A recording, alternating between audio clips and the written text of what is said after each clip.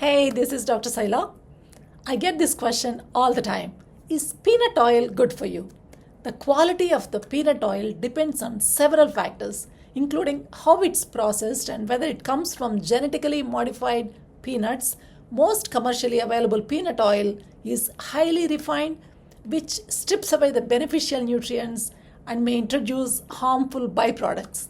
And additionally, since a large portion of the peanuts grown today are GMO, sourcing organic cold pressed peanut oil is a better option if you choose to use it. So, another consideration is its omega 6 content.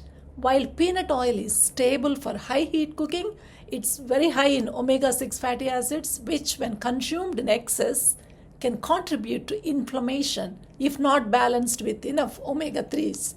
So, for those looking for healthier alternatives, traditional fats like extra virgin olive oil, avocado oil, or even coconut oil, ghee may be better choices depending on the circumstances, depending on the type of cooking. I'll come back with another video. Thank you. Bye for now.